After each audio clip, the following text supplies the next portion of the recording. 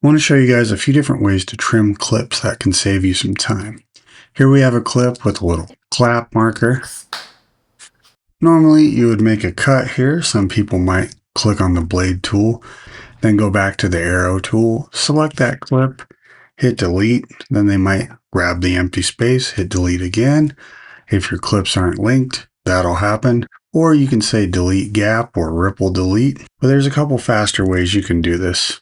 Let's say we want to get rid of this same part of the clip here, and you can do some trim tools. Our next edit tool here is just called trim mode, and you can hit T.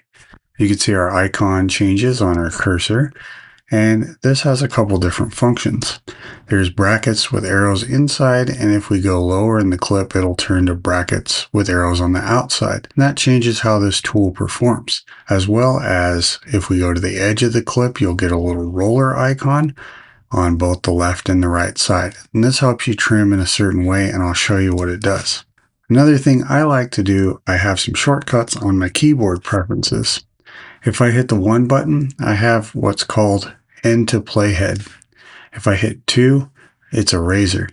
And if I hit 3, it's start to playhead. That's a custom keyboard shortcut that I have here, but you can also get those here. If you want to find those shortcuts, you can type end to playhead here, and it'll show you where that is right there. There's also a couple of shortcuts you can use with brackets and shift keys as well. So let's say I wanted to get rid of all this to here. What I would do is just hit a 3, and that trims it for me. But if you don't have that shortcut, you can also use just this trim function. What you can do is come over here. You can either move the whole edit like this, if you have handles on the left and right. If we look at this clip and bump it up to here, you can see we have all this extra footage underneath.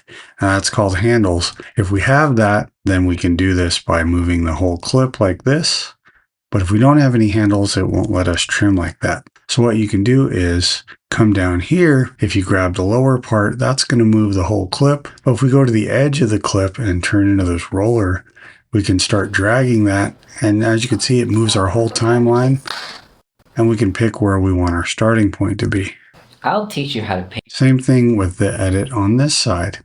If you click the end of your clip and it'll highlight green, that'll let you trim it that way as well. Now, there's another way to do it, and you can use the JKL keys, but you have to be on this trim edit mode. But what we're going to do is hit W. This is going to turn our playhead yellow, and this tool comes on right here, and it's called dynamic trim or slip mode. So if we hover over that, you can see it says dynamic trim mode, slide. Now check this out. If I hit play, it's going to preview the edit by jumping the playhead back. In just a few hours. Over the last... Now if I didn't like that and I wanted a little more room here, I still have the option to mouse down here and start dragging. It leaves my cut alone. In just a few hours. Now we have a dog bark there, so if we wanted to trim that out, let's pay attention to what's green here. If I click on both sides of the clip, you can see we get a green indicator right here on our preview monitor. Or if I click on just the start of this clip, you only get a green indicator on that side of the playhead. However, we can now use JKL to trim. So if I want to move this cut, I'm going to hit J.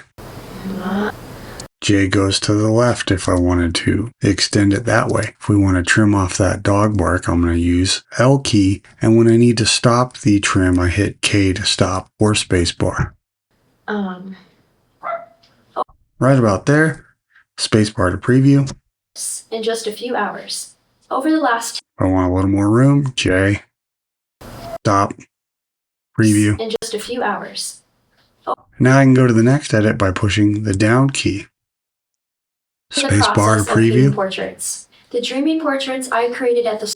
And then you can go here, and if you need to split, you can always hit Command B. And then you can check this edit as well by hitting the down arrow. Activated my collectors worldwide. Why did... Well, you do have to select the edit, and then it'll jump to each edit. So that's how you can trim that up using the dynamic trim tool, and then you can go back to the arrow. So that's about it. A couple different ways you can edit without using the blade tool and the arrow tool and the ripple delete. All right, if you want more tips like that, subscribe, and thanks for watching. I'll see you guys on the next.